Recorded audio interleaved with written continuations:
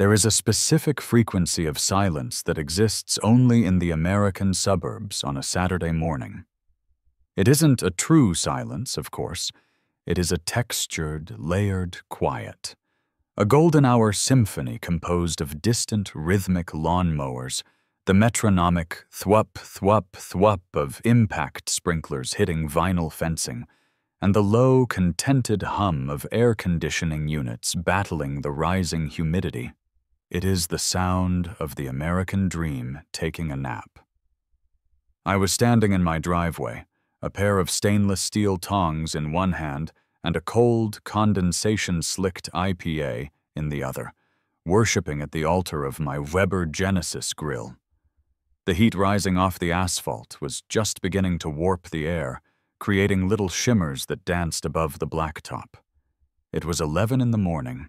My wife, Sarah, was inside, likely enjoying the 30 minutes of peace before the chaos of lunch prep began. My boys, Leo and Sam, were the architects of my joy that morning. Leo, 8 years old and growing like a weed in a greenhouse, was currently trying to explain the physics of a wrist shot to his younger brother. Sam, 6 years old, and possessing the coordination of a baby giraffe on ice, was holding his street hockey stick upside down, using the blade as a microphone to sing a song of his own invention about poop. "No, Sam, look at my hands," Leo said, his voice carrying that specific older brother tone of patience mixed with existential dread. "You have to hold it like a sword, not a microphone. We're playing hockey. We're the Philadelphia Flyers." "I'm a Ninja Turtle," Sam announced, spinning in a circle and nearly whacking himself in the shin. I took a sip of my beer and flipped the burgers. The sizzle was the most beautiful sound in the world. I was a simple man. I worked 50 hours a week in supply chain logistics, moving invisible boxes from point A to point B so that people could buy toaster ovens they didn't need. I had a mortgage that made me wince every month, a knee that clicked when it rained, and a receding hairline that I was slowly coming to terms with. But right here, right now, watching my kids play on the dead-end cul-de-sac of the Oaks of Pleasant Valley, this was the payoff. This was why I endured the spreadsheets and the commute. The street was empty. It was a cul-de-sac, the appendix of the neighborhood, a paved loop that went nowhere. We saw maybe 4 cars an hour, usually just lost delivery drivers or the mailman, Phil, who drove with the urgency of a man paid by the hour. The boys had set up 2 orange plastic cones about 15 feet apart, creating a goal. They were playing with a hollow orange ball that weighed less than a hamster. It was harmless. It was innocent. It was perfect. And then, the screeching started. It didn't sound human at first.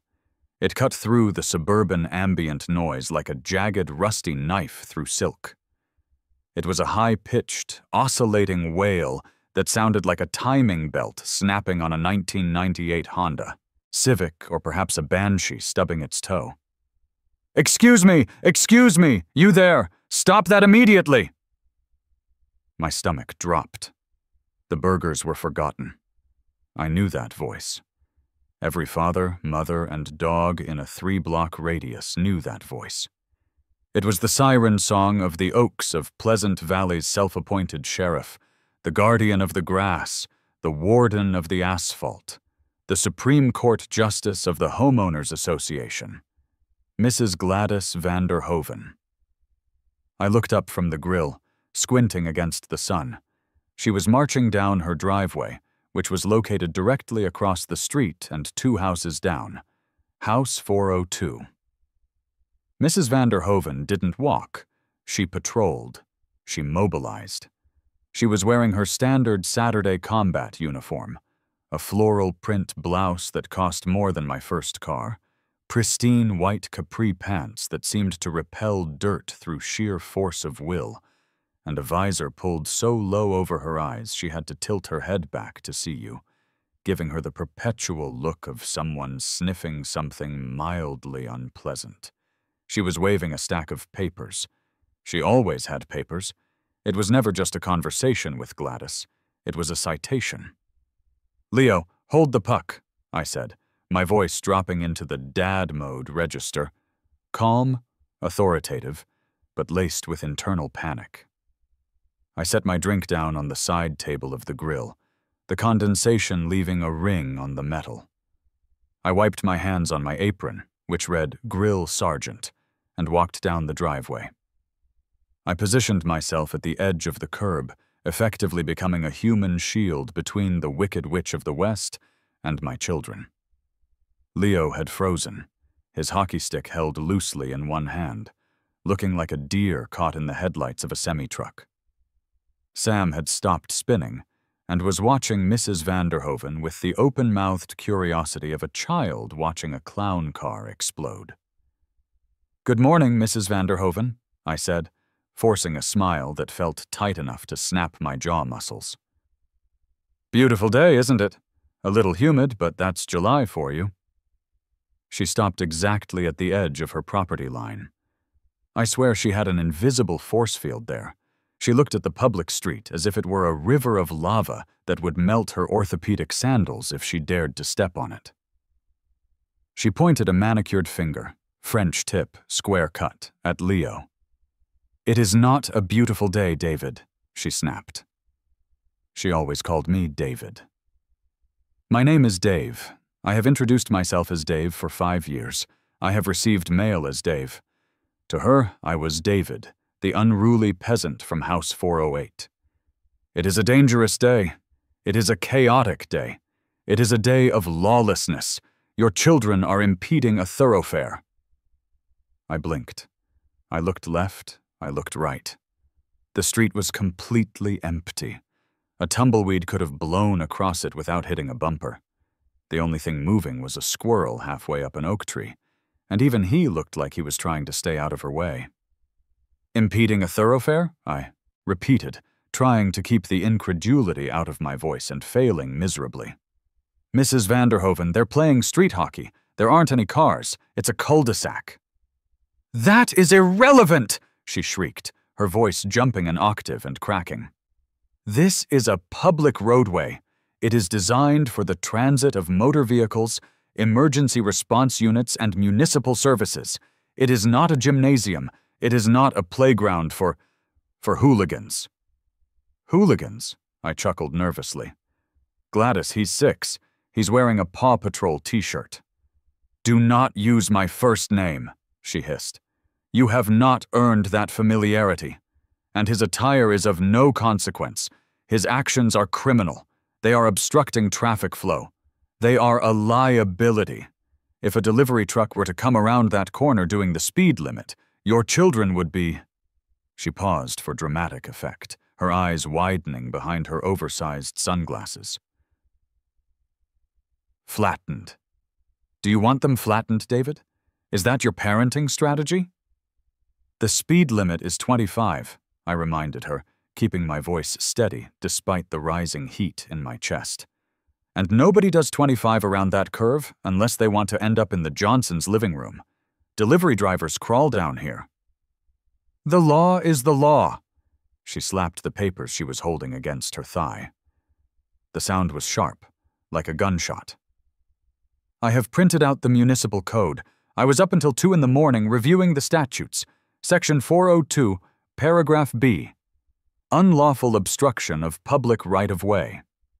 No person shall place, maintain, or display upon or in view of any highway any unauthorized sign, signal, marking, or device which purports to be or is an imitation of or resembles an official traffic control device." She pointed at the orange cones.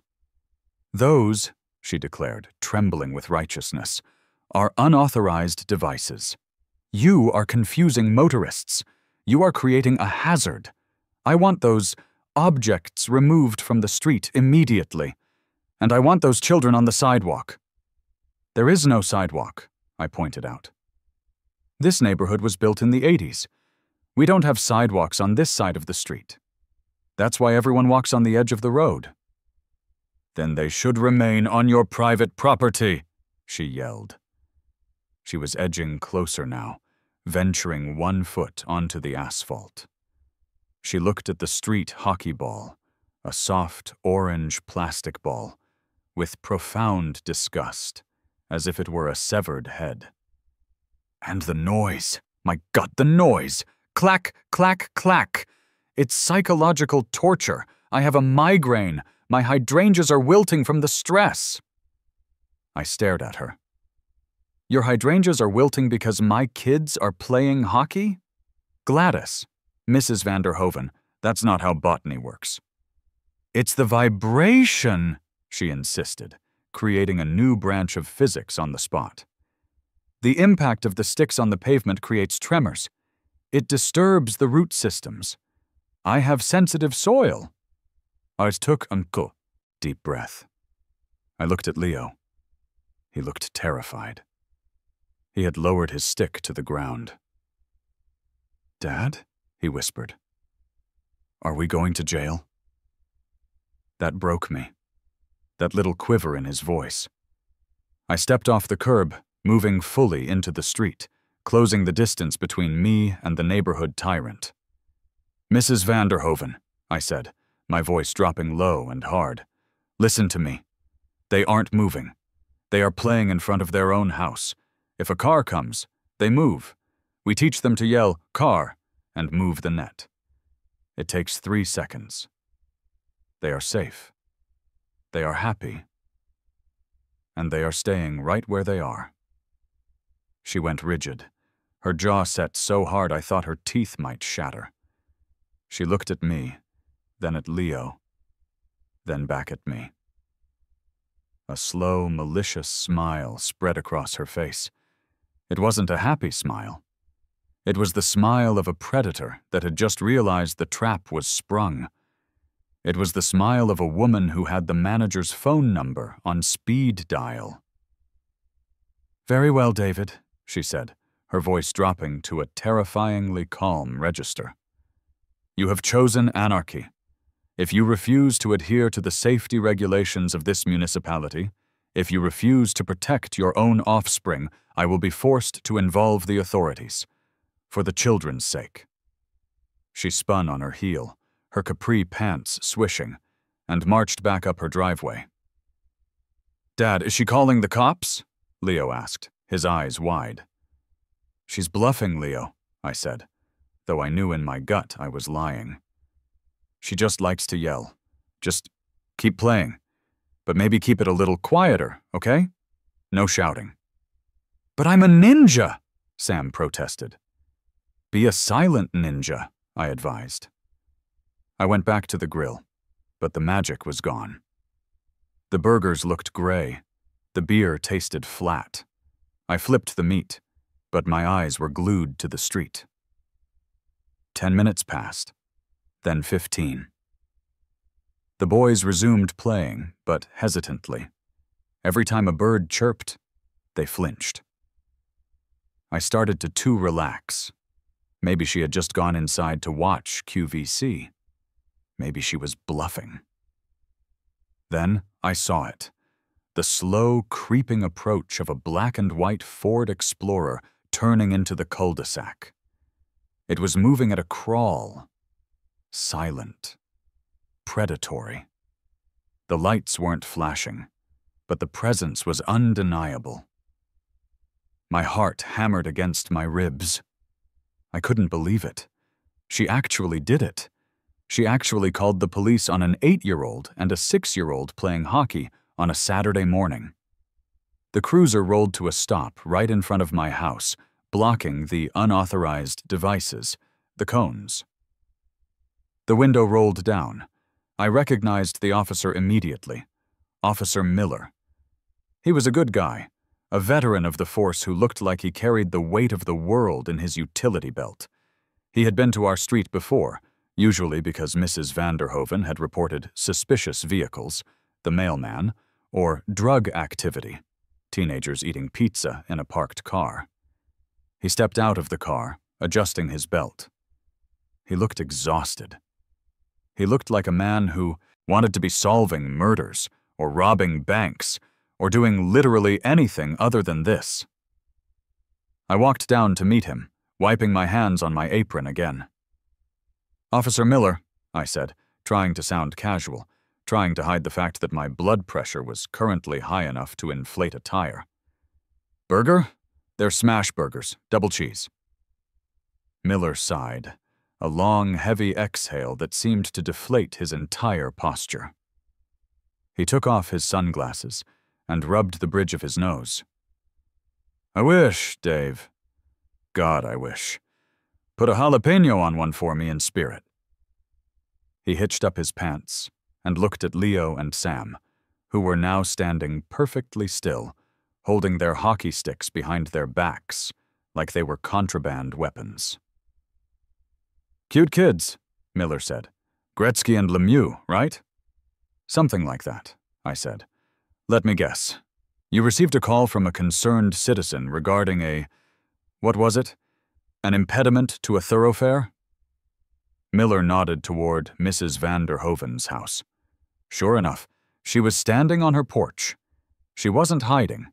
She was standing with her arms crossed, looking triumphant.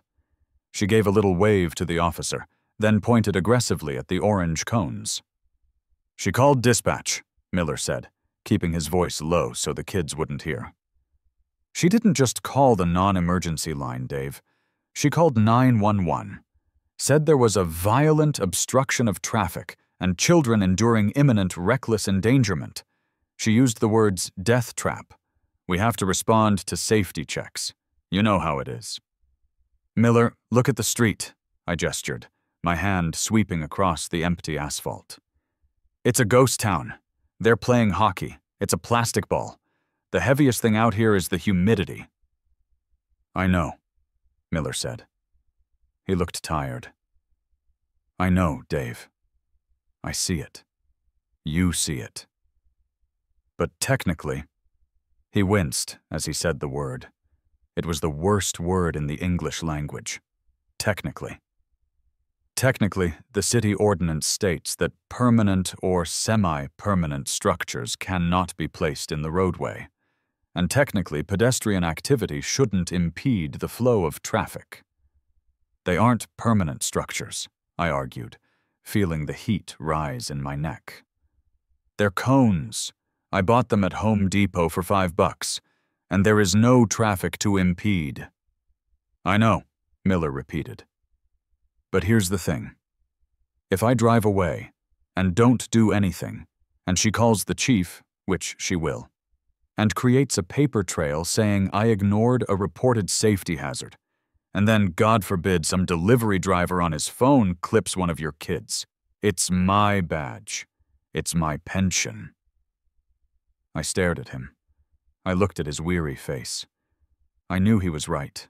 He was trapped in the same bureaucratic nightmare I was about to be. But the injustice of it burned in my throat like bile.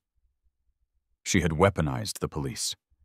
She had used the system designed to protect us, to harass us. "So what?" I asked, my voice tight. "My kids can't play outside? In the suburbs? In the summer?" "They can play in the driveway," Miller suggested weakly. "Or the backyard." "The driveway is on a slope," I said, pointing. "The ball rolls into the street every 2 seconds. The backyard is full of roots and dog poop. The street is the only flat surface. It's why we bought the house, Miller. For the cul-de-sac." "I'm sorry, Dave," Miller said. He actually sounded sincere. "I really am. But I have to give you a warning, official, verbal warning. Clear the street. Keep the obstruction out of the roadway. If I have to come back, I might have to write a ticket, and nobody wants that." He looked over my shoulder at the boys. "Hey guys, sorry about this. Just keep it on the concrete by the house, okay? You guys are playing great."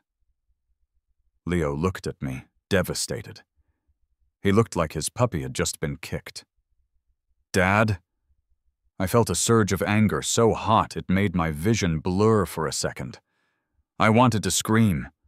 I wanted to march over to House 402 and rip up her petunias. But I swallowed it. I wasn't going to get arrested for disorderly conduct in front of my children. That was what she wanted. She wanted a show. She wanted to prove that I was the unruly element in her perfect kingdom. "Come on, guys," I said, my voice flat, dead. "Grab the cones." I walked over and picked up one of the orange cones. It felt heavy in my hand. I looked up the street. Mrs. Vanderhoven was beaming. She actually clapped her hands together once, a silent applause for the restoration of order. She had won. She had wielded the police department like a personal customer service line. And it had worked. Officer Miller got back in his car. "Sorry again, Dave," he said through the window. "Try to have a good weekend." "You too, Miller," I muttered. I watched him drive away. I watched Mrs. Vanderhoven turn and sashay back into her house, satisfied that the dangerous criminals had been apprehended. We spent the rest of the afternoon inside. The boys were moody, playing video games instead of getting fresh air. Sarah was furious when I told her, railing against the busybody witch while chopping carrots with unnecessary violence. The mood in the house was heavy, defeated. But that night, I couldn't sleep. I lay in bed, staring at the ceiling fan spinning in the dark. Whir, whir, whir. The phrase kept echoing in my head. Safety hazard. Impediment to traffic. Reckless endangerment. She had used the language of safety to punish children. She had weaponized the concept of traffic laws to ensure that a dead-end street remained a mausoleum. She claimed the street was dangerous. She claimed it was a thoroughfare. I got out of bed at 2:00 a.m. I went downstairs, the wooden steps creaking under my feet. I opened my laptop and sat at the kitchen island. The blue light of the screen illuminated my face. I cracked a beer, my first since the interrupted lunch, and started typing. If Mrs. Vanderhoven wanted to talk about traffic safety, we were going to talk about traffic safety. If she truly believed, that our sleepy cul-de-sac was a high-speed death trap requiring police intervention, then surely simply removing the children wasn't enough.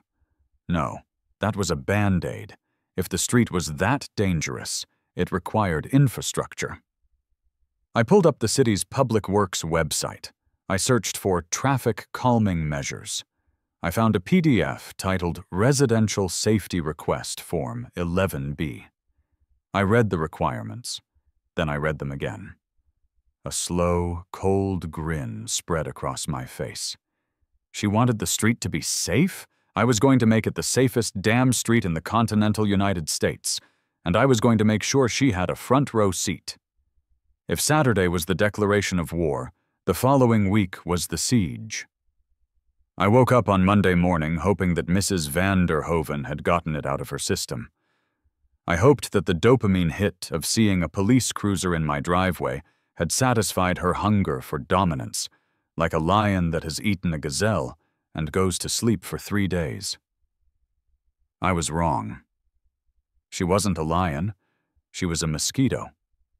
A mosquito with a homeowner's manual and infinite free time. It started with the trash cans. In the Oaks of Pleasant Valley, trash pickup is on Mondays.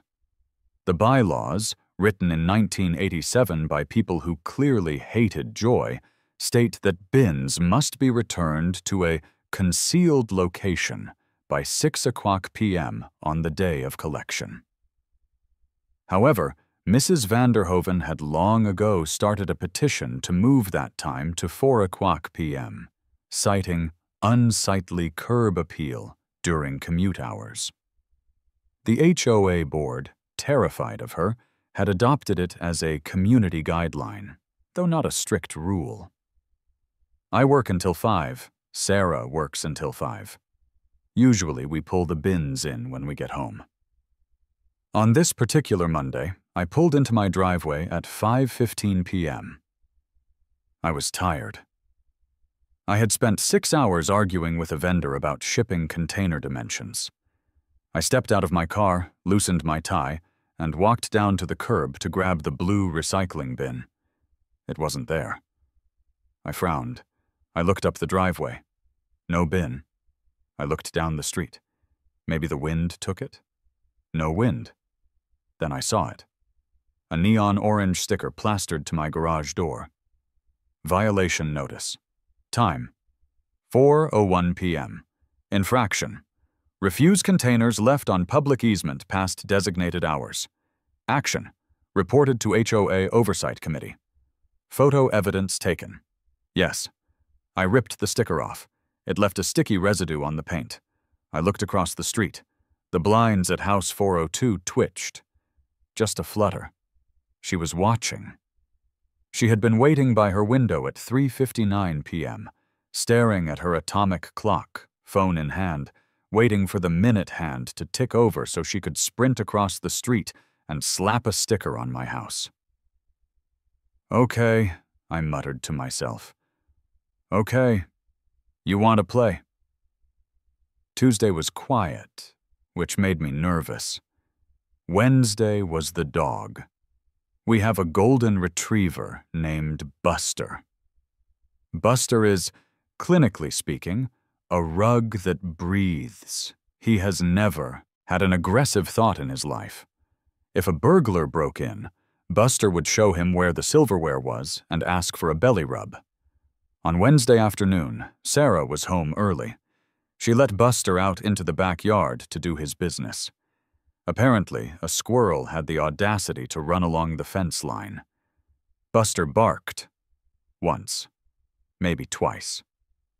A deep woof woof of acknowledgement. 20 minutes later, an animal control van pulled up. Sarah told me about it when I got home, her hands shaking with rage. Dave, the guy had a snare pole. He came to the door with a snare pole. He said there was a report of a vicious, uncontrolled canine terrorizing the neighborhood. He saw Buster? I asked. Buster was asleep on the porch, she said. The guy looked at Buster, looked at the report, and actually laughed. But he had to fill out a form, Dave. He had to log a noise complaint against our dog. If we get 3, they can fine us. I looked across the street. The lights were on in House 402.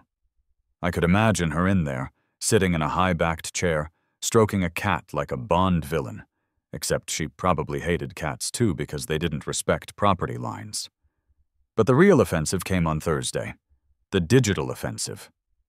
I made the mistake of logging into Nextdoor, the social media platform where neighbors go to accuse each other of crimes based on grainy Ring doorbell footage. The top post, with 47 comments, was from Gladys Vander Hoven. Subject: Urgent Safety Alert. Parents, please read.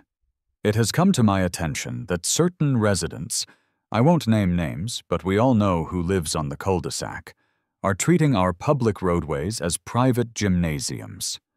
I have witnessed children playing in the middle of the street while cars are trying to navigate. This is a death trap. The street is a highway, not a playpen. I have contacted the police, but the parents refuse to listen.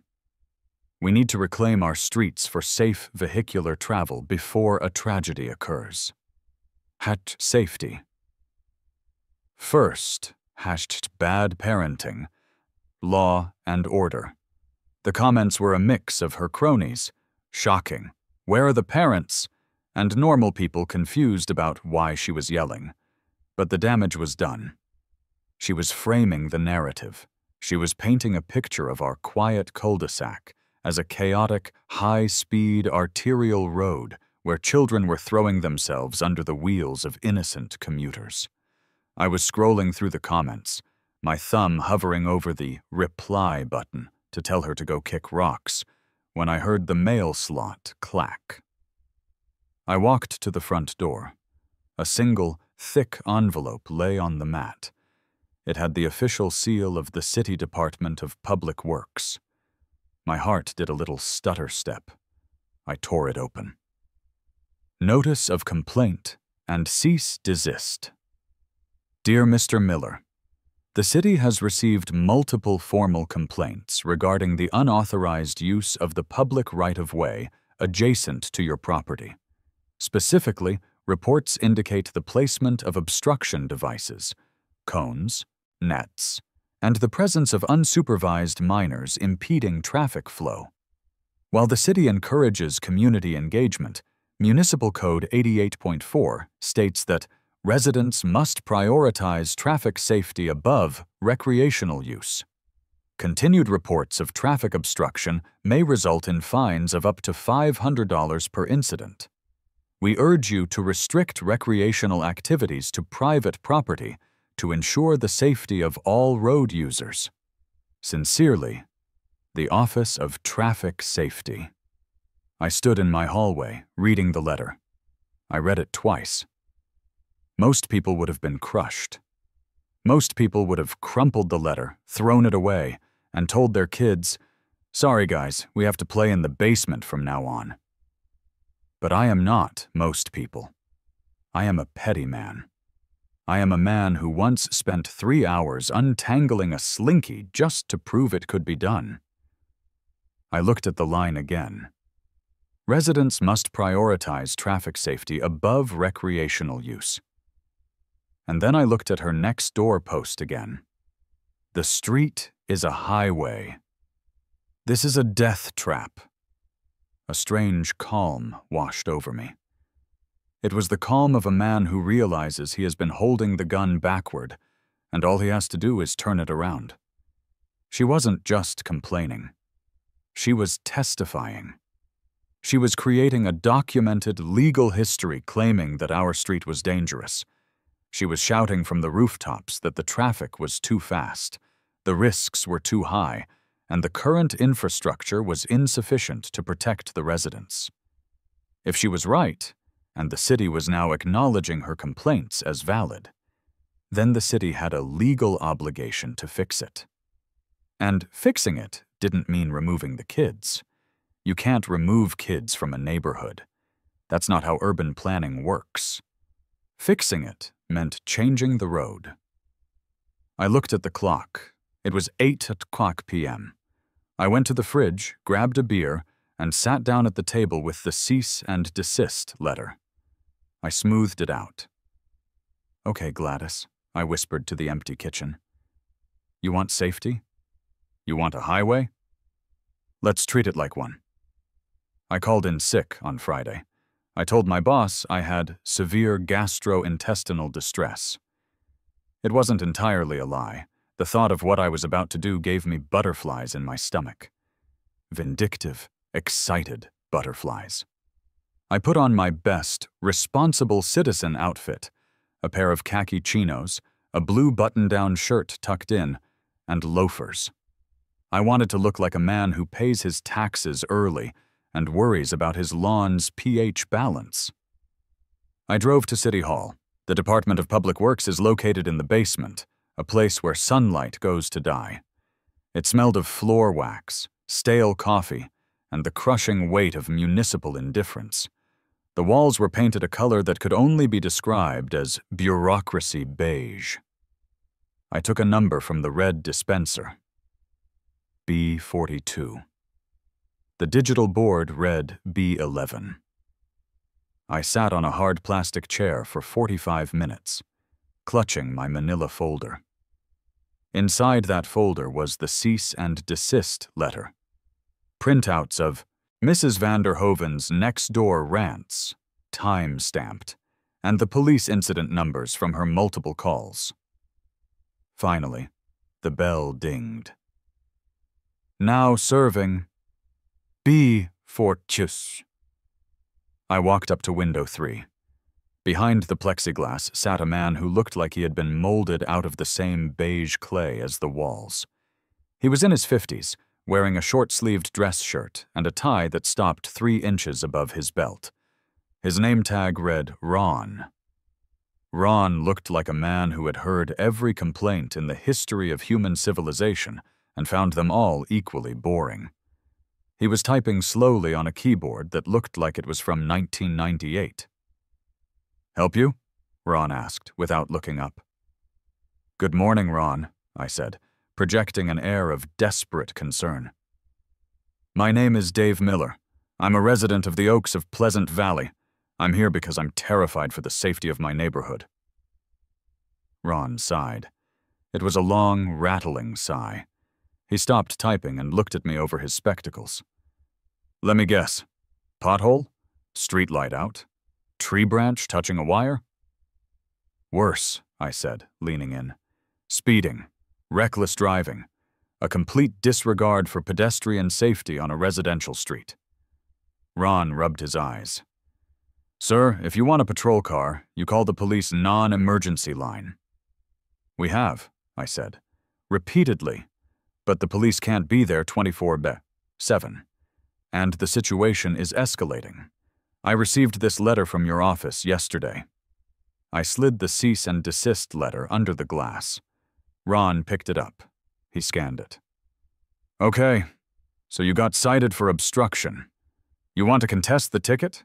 You have to go to the magistrate for that. No, I said quickly. I don't want to contest it. I agree with it. Ron paused. He looked at me, confused. You agree with it? Absolutely, I said. The letter says residents must prioritize traffic safety. And it's right. My neighbor, Mrs. Vanderhoven, a wonderful, vigilant woman, has been documenting the dangers for months. She says the street is a death trap. She says vehicles are using it as a thoroughfare. She's terrified a child is going to get flattened. I pulled out the screenshots of her next-door posts and slid them under the glass. I pulled out the police incident logs. Look at this, Ron, I said, tapping the papers. 6 calls to 911 in 2 months. Dozens of social media posts warning of high-speed dangers. If a resident is screaming this loud about safety and the city does nothing but send a letter, well, imagine the liability if someone actually gets hit. Ron's eyes flickered. The word liability is the magic word in local government. It cuts through the fog of boredom like a laser. Liability, Ron repeated. I shrugged. If the city is on notice that the street is a highway, her words, and you don't install traffic calming measures, isn't that negligence? Ron picked up the next-door printout. He read Gladys's all-caps rant about the death trap. He squinted at the police log. Vanderhoven, Ron muttered. Gladys Vanderhoven, 402 Oak Drive. That's her, I said.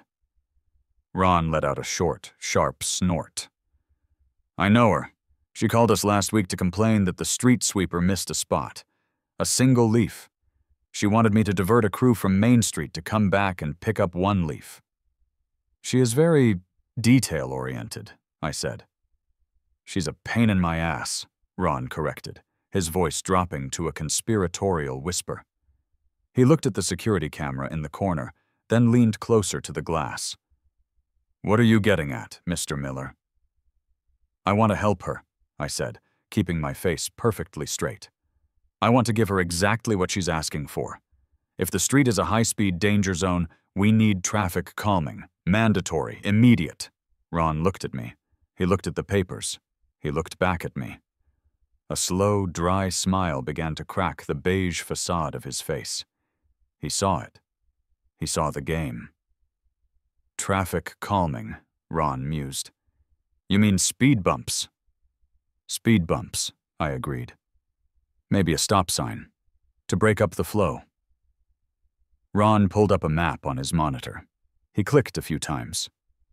Oak Drive, cul-de-sac. Okay, let's see. If we treat this as a verified safety hazard based on resident complaints, we'd need to place the mitigation devices at the point of highest conflict, which, according to Mrs. Vanderhoven, is the intersection right in front of her house, I pointed out. That's where she says the hooligans impede the traffic. Ron zoomed in on the map. Well, look at that.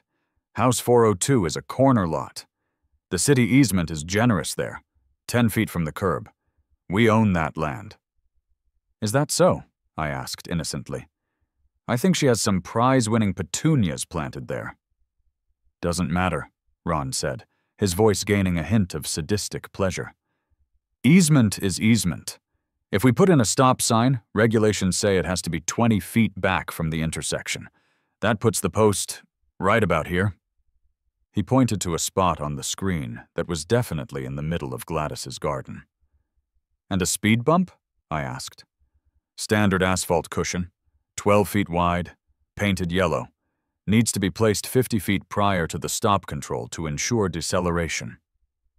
Ron dragged his cursor. He stopped. He looked at me. That puts the speed bump directly across the driveway of 402. So, I visualized it. Every time she backs her car out, she goes thump thump, Ron finished. That sounds incredibly safe, I said. Maximum safety, Ron agreed. She'll never be able to speed out of her driveway again. But Ron, I said, playing the final card, I don't want to file a frivolous request. I need to make sure this is by the book. The city requires a petition, right? Usually, Ron said, leaning back. 51% of residents, plus a traffic study. I can get the signatures, I said. Everyone on the block wants Mrs. Vanderhoven to feel safe. But the study? The city takes months to do those. We do, Ron admitted. We're backed up until 2027. What if I hired a private contractor? I asked. A certified surveyor to do a 48-hour count, to prove the volume and speed warrant the installation. I'll pay for it out of pocket, as a donation to civic safety.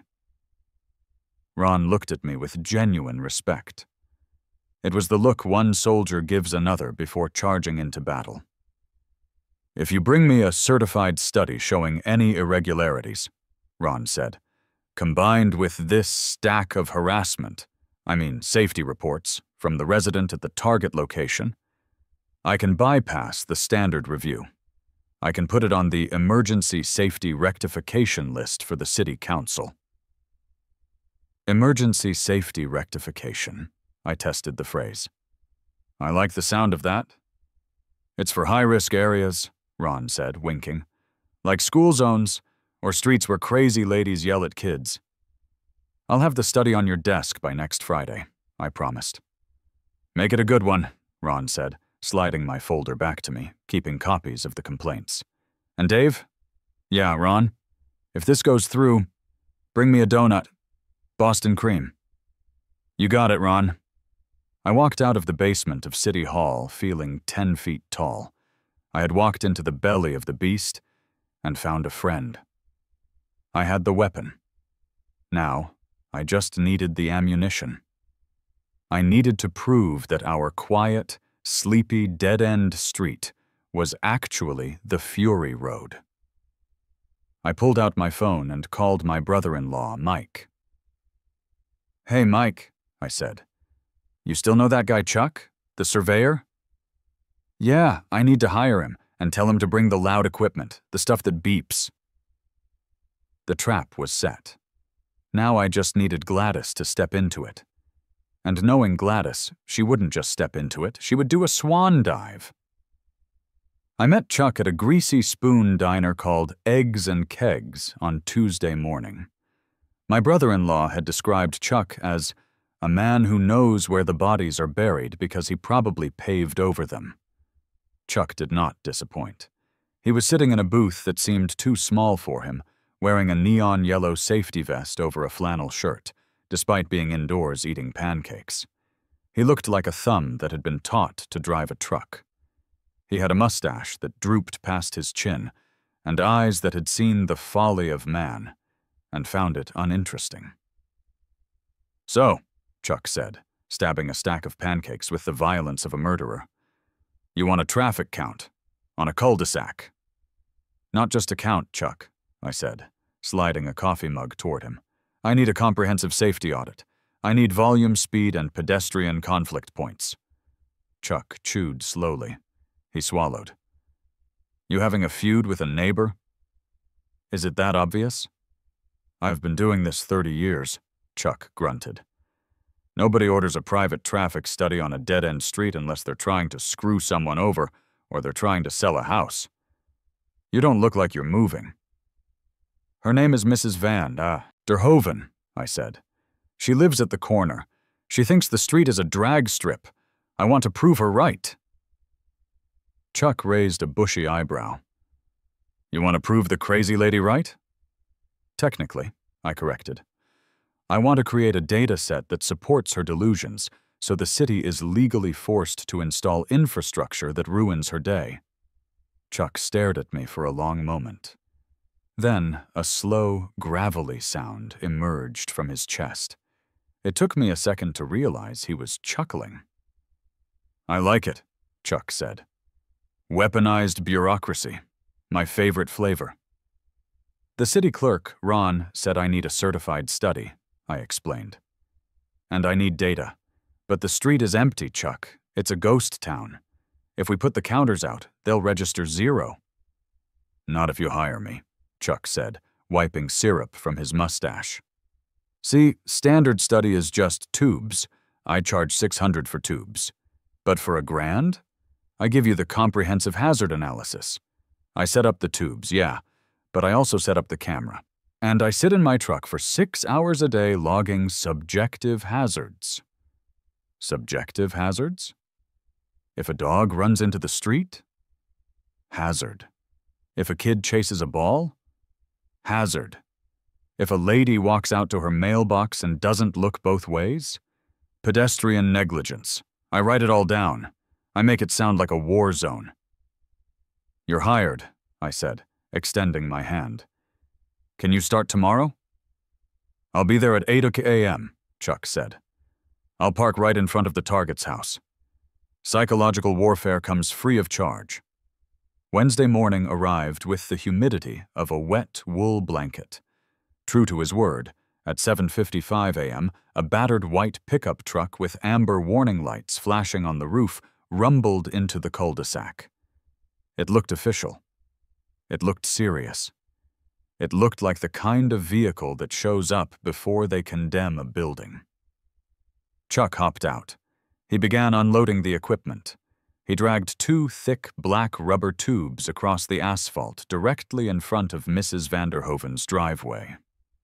He nailed them into the street with confident, metallic clangs that echoed off the houses. Then he set up a tripod on the verge. Technically public land, but visually part of Gladys's lawn. He mounted a gray box with a camera lens pointing down the street. I watched from my living room window, sipping coffee, feeling like a general observing the front lines. It took exactly 4 minutes. The front door of House 402 flew open. Mrs. van der Hoven emerged.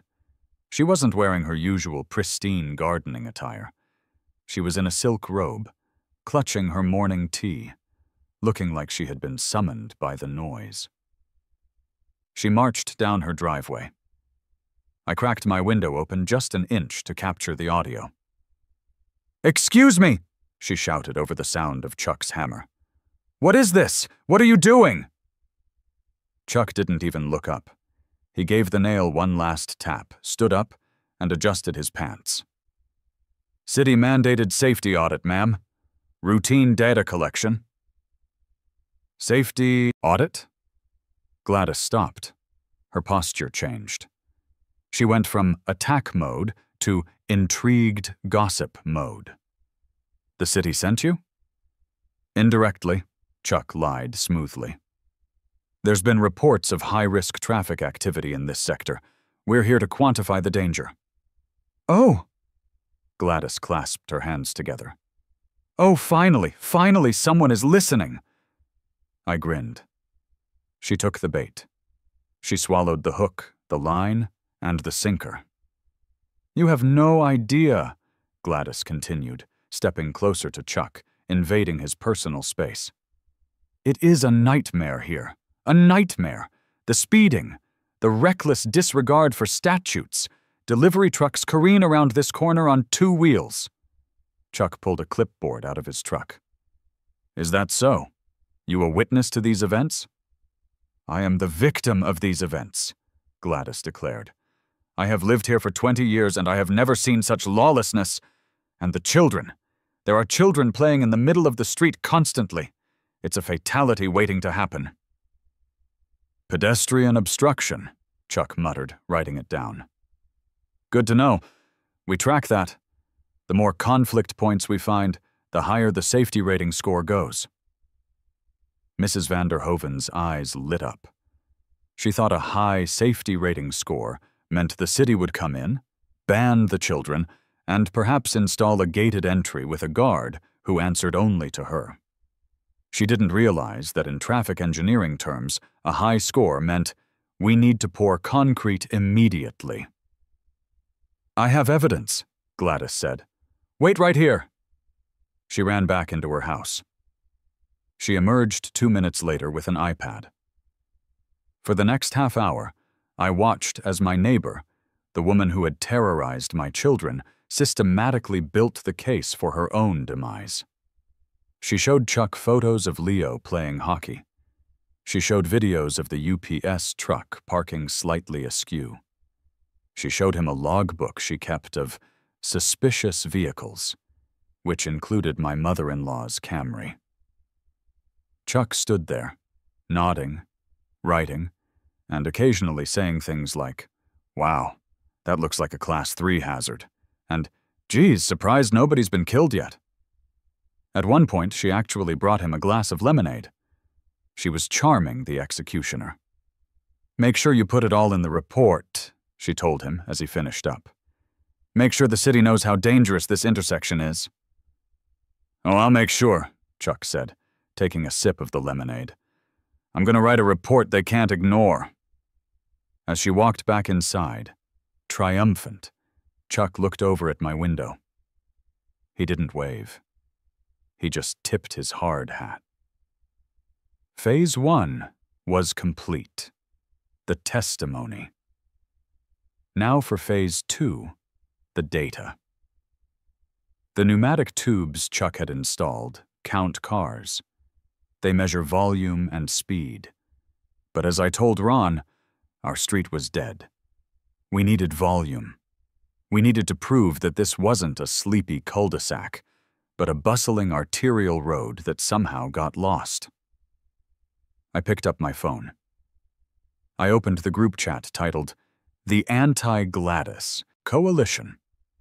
It included every neighbor on the block except her. Me. "The tubes are live. Repeat, the tubes are live. Operation Truman Show is a go." Bob, House 406. "I'm on it. I have to go to the hardware store anyway.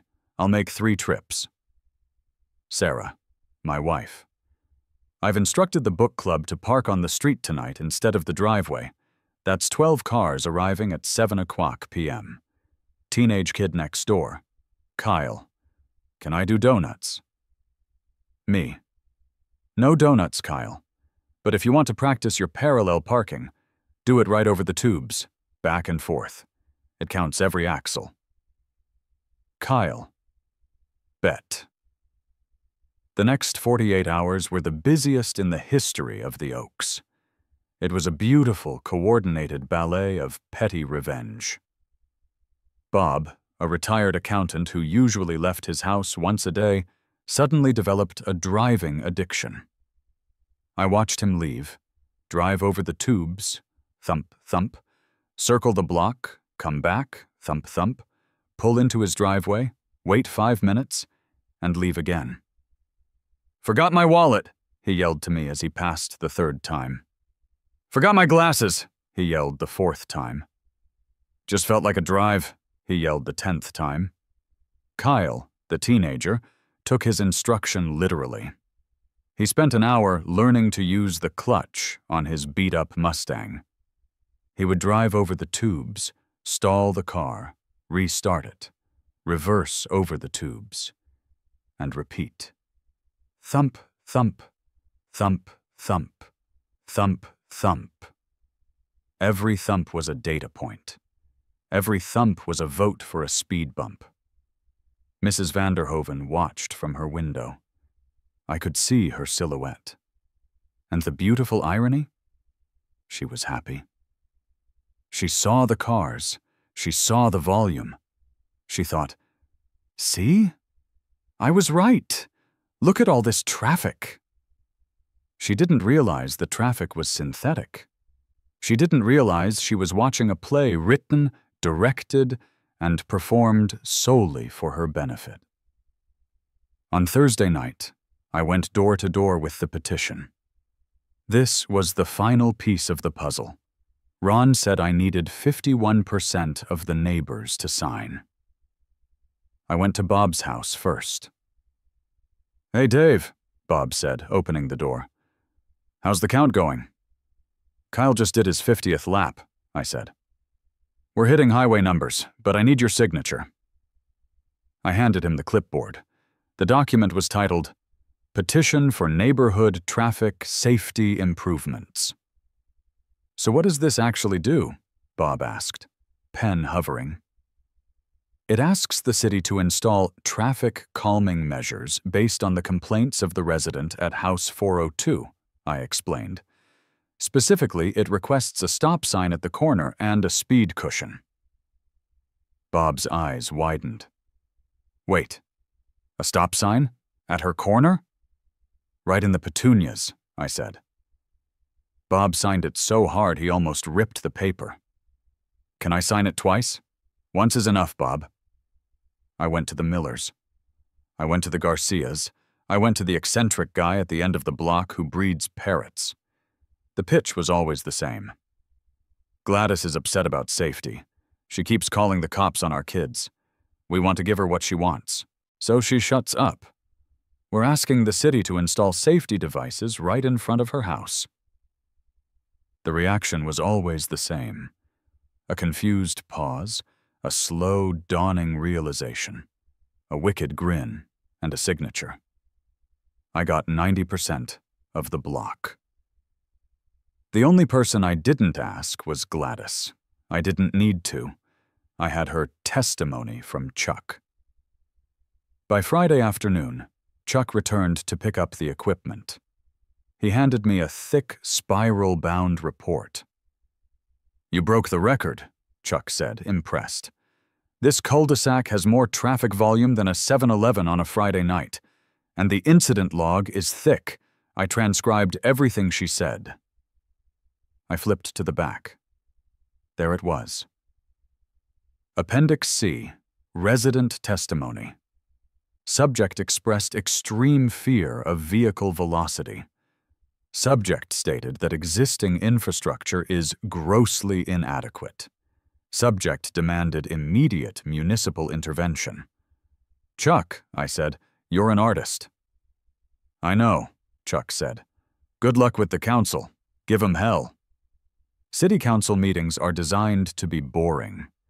They are the civic equivalent of watching paint dry, if the paint could also levy taxes.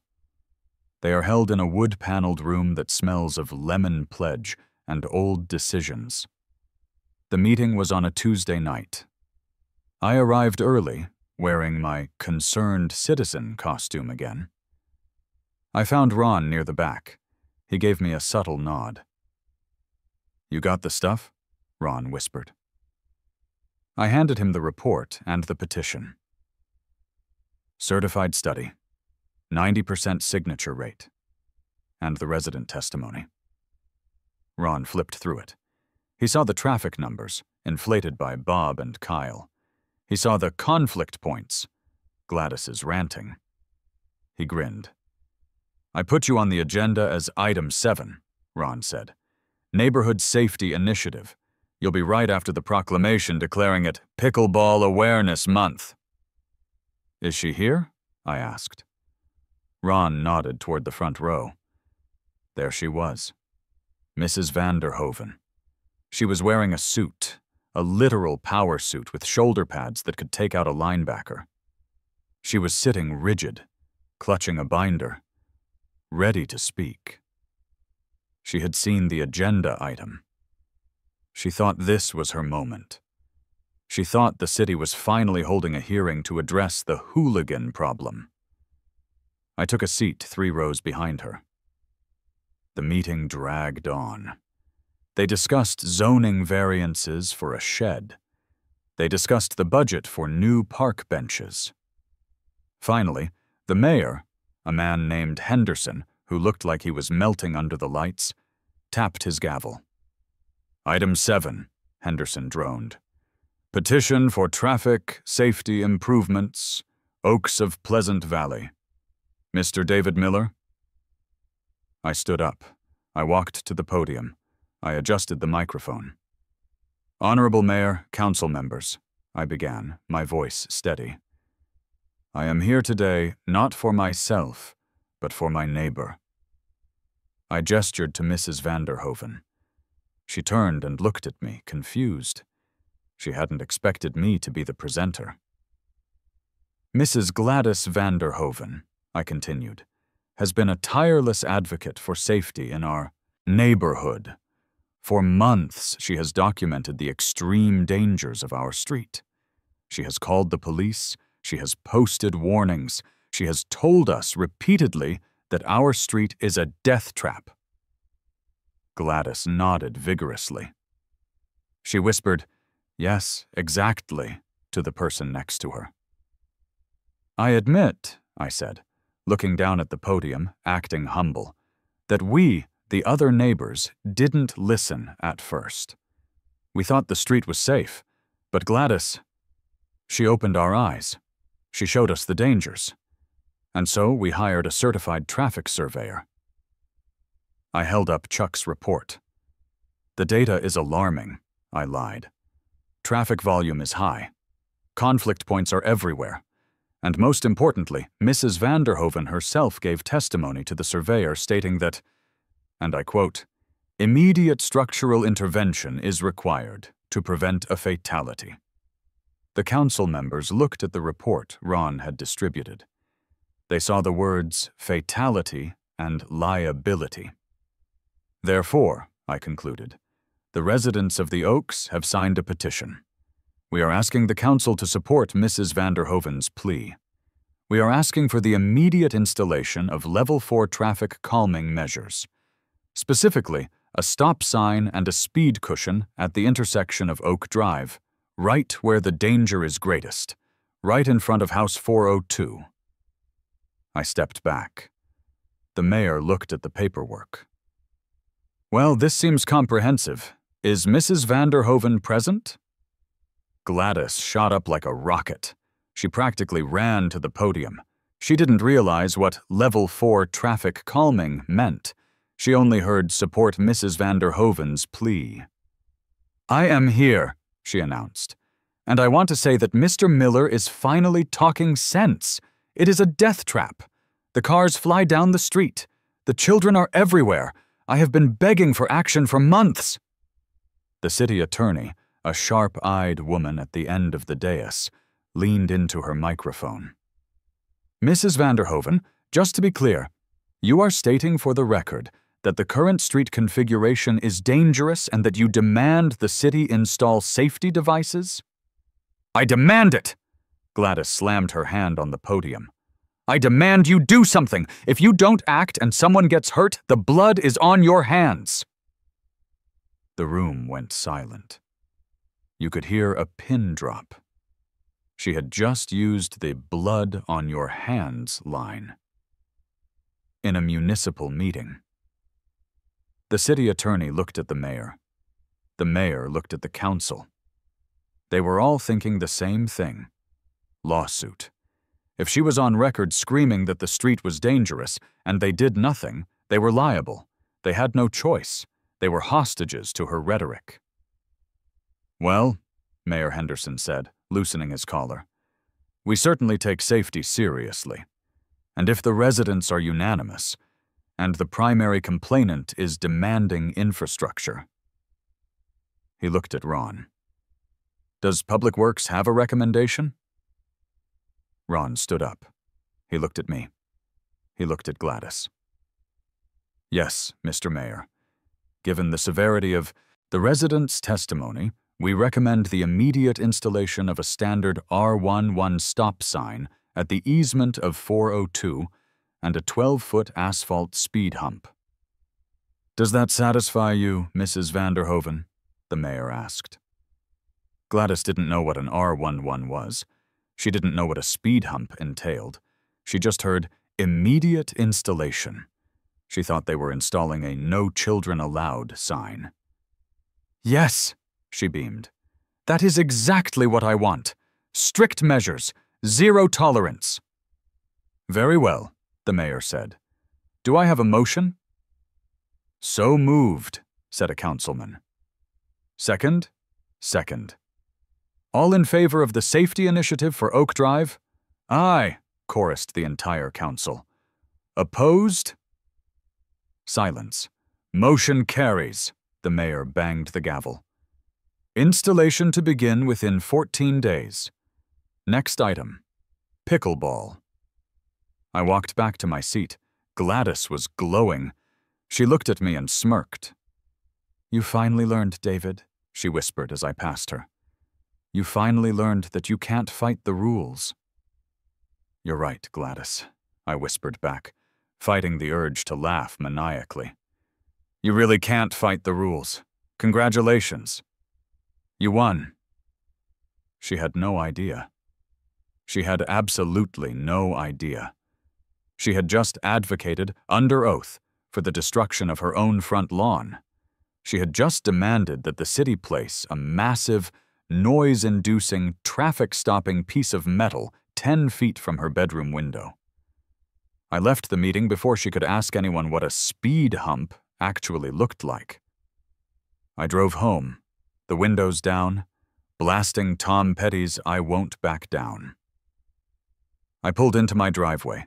I looked at the dark, quiet street. I looked at Mrs. Vanderhoven's immaculate, prize-winning flower bed on the corner easement. "Enjoy it while it lasts, Petunias," I said softly. "Enjoy it while it lasts." The countdown began. For 2 weeks, the neighborhood was silent. It was the calm before the storm. I told the neighbors what had happened. Bob laughed so hard he choked on his beer. Kyle, the teenager, was disappointed he couldn't do any more donuts, but I told him the new speed bump would give him plenty of airtime if he wasn't careful. Then came the Monday. The day of reckoning. I took the day off. I had to. I wouldn't have missed this for the birth of my own children. Don't tell Sarah. At 6:45 a.m., the rumble started. It wasn't a car. It was heavy diesel. It was the sound of gears grinding and air brakes hissing. I jumped out of bed, threw on my robe, and ran to the window. A massive flatbed truck was backing into the cul-de-sac. On the back was a steamroller. Behind it was a dump truck full of hot asphalt. Behind that was a city utility truck with a post hole digger. They weren't stopping at the entrance of the street. They were rolling straight toward House 402. I grabbed my coffee mug, which was empty, I was just using it as a prop, and ran out onto my porch. The crew hopped out. They were loud. They were rough. They were beautiful. The foreman, a guy named Tony, who looked like a vending machine with legs, blew a whistle. "All right, let's go. Mark the easement, dig the hole. I want that asphalt down by noon." The sound of the post hole digger starting up was like a chainsaw mixed with a jackhammer. Rat-tat-tat-tat! It pierced the morning air. It pierced the walls of House 402. The front door flew open. Mrs. Vanderhoven ran out. She wasn't wearing her power suit. She was wearing a silk kimono and a face mask of green clay. She looked like a swamp creature that had been evicted. "Stop!" she screamed, running down her driveway. "Stop this instant!" She reached the edge of the lawn just as the auger bit into the soil. Her soil. Her amended, fertilized, prize-winning soil. "My petunias!" she shrieked. "What are you doing to my petunias?" Tony the foreman didn't stop. He just waved a hand. "City property, lady. Step back." "It is not city property. It is my garden." Easement extends 10 feet from the curb, Tony shouted over the engine. Check your deed. We got a work order. Priority installation. Who ordered this? She wailed. I will have you fired. I know the mayor. The mayor signed the order, Tony yelled back. Traffic safety initiative. You wanted safety. You got it. I walked down the driveway. I couldn't help myself. I needed to be closer. Morning, Gladys, I shouted. Looks like they're finally putting in those measures you asked for. She spun around, her green clay face cracking. I didn't ask for this. I didn't ask for them to dig up my yard. Sure you did, I said cheerfully. Remember the meeting? Structural intervention? Immediate action? This is it. Look, they're putting the stop sign right where the visibility is best. I pointed. The auger had finished. A crane was lifting a 12-foot galvanized steel post. At the top was a massive crimson octagon. Stop. It was beautiful. It was huge. And it was positioned so that it blocked about 40% of her view of the rest of the neighborhood. And look, I pointed to the street. Here comes the asphalt. The dump truck tilted. Steaming black asphalt poured onto the street directly in front of her driveway entrance. The steamroller chugged forward. A speed bump? She gasped. In front of my house? Traffic calming, I corrected. Now nobody can speed past your property. It's what you always wanted. She looked at the stop sign. She looked at the mountain of asphalt. She looked at me. The realization hit her. It hit her harder than the steamroller was hitting the pavement. She remembered the petition. She remembered the surveyor. She remembered her speech. I demand it. I demand you do something. She turned a shade of red that matched the stop sign. Her mouth opened and closed, but no sound came out. She was trapped in a prison of her own design. Just then, Officer Miller's cruiser pulled up. Gladys's eyes lit up. Her savior! She ran to the car before Miller could even get out. Officer! Officer! Arrest them! They are vandalizing my home! Miller stepped out. He adjusted his belt. He looked at the construction crew. He looked at the permit Tony was holding up. He looked at the stop sign. Then he looked at Gladys. Ma'am, Miller said, his voice dripping with exhausted satisfaction. This is a city project. I was briefed on it this morning. The Vanderhoven Safety Zone, the boys at the station are calling it. The what? She whispered. You fought hard for this, ma'am, Miller said. You should be proud. Most people don't get a dedicated traffic control device named after them. He looked at me and winked, a solid, slow wink. Now, Miller said, I suggest you step back inside. You're violating the safety perimeter of a construction zone, and I'd hate to have to write you a ticket. Gladys Vanderhoven, the terror of the Oaks, the queen of complaints, stood there for a moment. She looked at the destroyed petunias. She looked at the steaming asphalt. She looked at the smiling police officer. She let out a sound that wasn't quite a scream, and wasn't quite a sob. It was the sound of a deflating balloon. She turned around, marched back into her house, and slammed the door so hard I felt the vibration in my feet. Tony, I called out to the foreman. Make that bump extra high, for safety. You got it, boss, Tony grinned. The adjustment period was loud. The first night after the installation, I sat on my porch with a beer. It was dark. A car turned onto the street. It was a delivery driver. He saw the new sign. Squeak! His brakes squealed. He stopped. The headlights beamed directly into Gladys's living room window, illuminating her curtains like a stage spotlight. He idled for a second. The engine rumbled. Then he accelerated. Thump, front tires. Thump, rear tires. The sound echoed off the houses. It was a heavy, metallic clunk. 5 minutes later, another car. Squeak, shine, thump, thump. I looked at House 402. The blinds were twitching. She was in there. She was watching. She was listening. She couldn't complain about the noise because she had demanded the safety. She couldn't complain about the lights because the sign was mandatory. But the real victory came on Saturday. I received one final letter from the city. It was from Ron.